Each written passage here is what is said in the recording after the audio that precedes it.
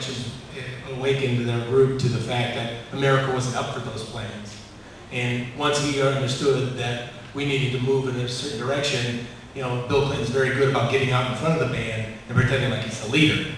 And he continues to do that. But the economy's moving in cycles. And unfortunately, in this cycle for us right now, and today is a perfect day to remember that, it was the only time in my lifetime, and in most of our lifetimes, America's been attacked on their own soil. And there were some things that happened under President Bush, but he did the things that he needed to do to protect our country.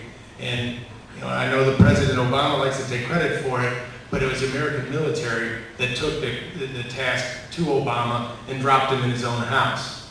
It took time, it took effort, but we did it.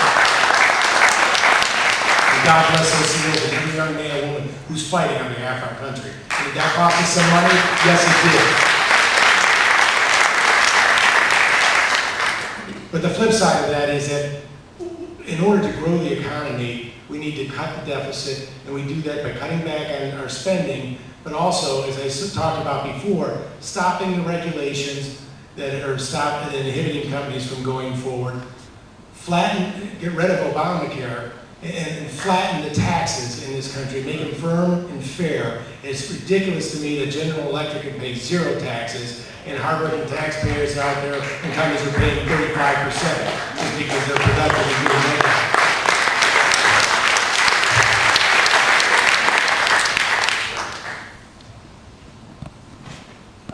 My question regards the direct election of senators. When the United States government went to the direct election of senators, the scope of the government became universal. It became very much geared toward everybody has to follow the same guidelines, as opposed to states and local governments were able to govern themselves. Is there any plan or what is your opinion of the direct election of senators and the overall scope of the government and how it should be, more or less?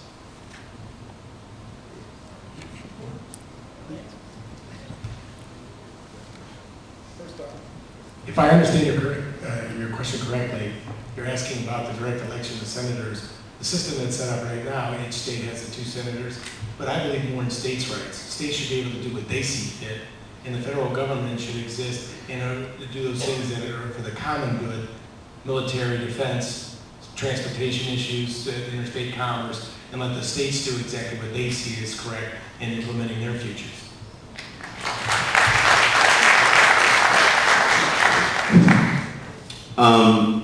Well, I totally support the direct election of senators by the citizens of that state. I think that's a more democratic way to govern our country. I just want to go to a point that you made about GE. Mr. Joyce, did you ever see a GE income tax return? Did I ever see it? Yes. No, I Okay. Has anybody ever in here seen a General Electric income tax return? You've seen it? I used to work for GE. You saw the income tax return in 2010? Did you see the income tax return in 2010? I looked at 2010 one, but I've seen the 2008, 2009. Did they pay taxes? They paid taxes. Okay. You didn't see the 2010 tax return? I did not see the 2010. So really, you know, I'm a tax accountant, okay?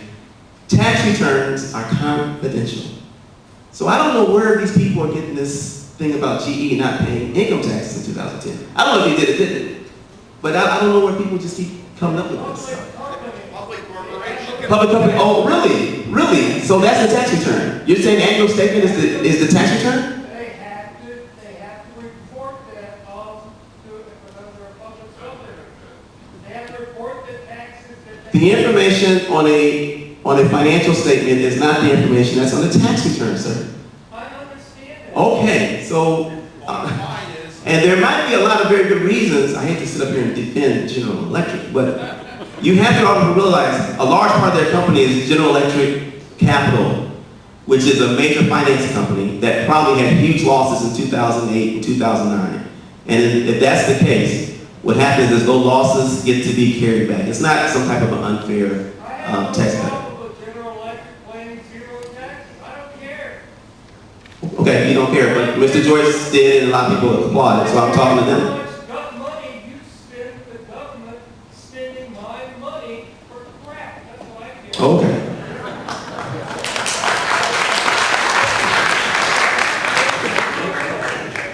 Okay, we have time for till 6 more minutes for questions, so we'll go ahead.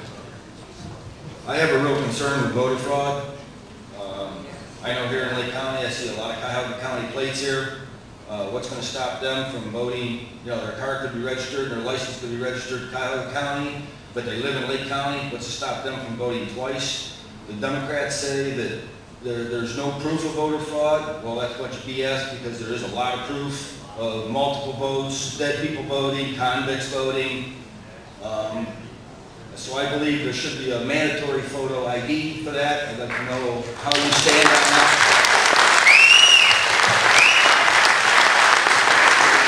Well, folks, the truth is, this is nothing more than Republicans attempting to try to disenfranchise certain voters.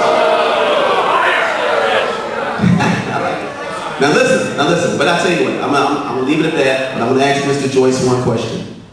How many cases, you've been Cuyahoga County prosecutor for 24 years, how many cases of voter fraud have you prosecuted?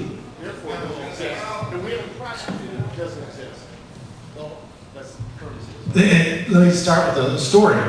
I happened to vote in the Westwoods Park District, and one morning I was jogging through the Park District, and I thought, hey, you know, I might as well vote while I'm running through the park.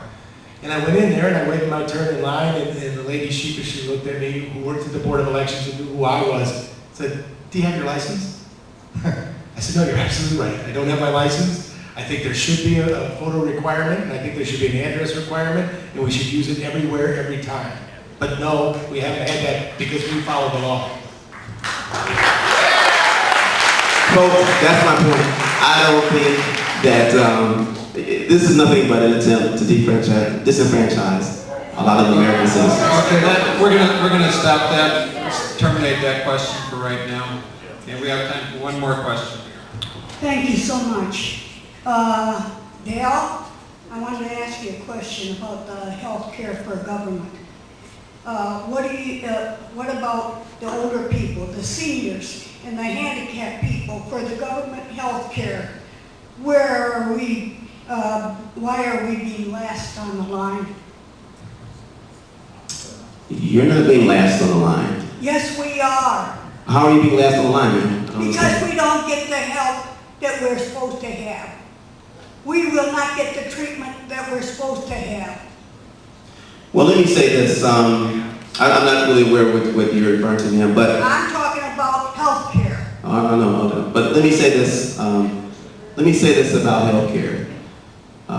One of the things that David Joyce mentioned was that he wants all of us born after 1956, which includes himself and me, and I guess his wife and my wife and our kids, to pay an additional $6,000 to $10,000 a year for health insurance. Well, that's what it's going to cost us.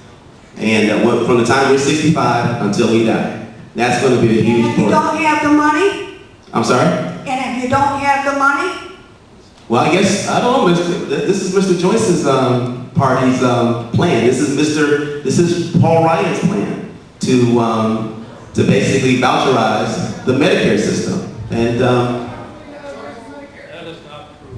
that is very true. What are you talking about? That is the Paul Ryan budget. 55 and older does not change. I said everybody born after 1956, and that's people who are 55 and under. Actually, it's 55. It's not 56. It's not 55 anymore. It's 56 anymore.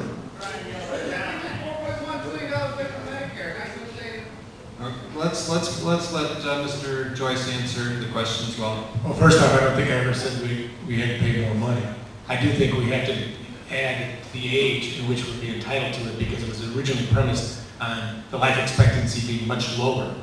And at the one point, there had 7 people paying in, and then now we have 5 people paying in, and very shortly we're going to be down to 3 people paying in for every person who's receiving it. So we do need to make some changes, and I'm glad you agree with me on that, but I never said we had to pay more now. I'm sorry.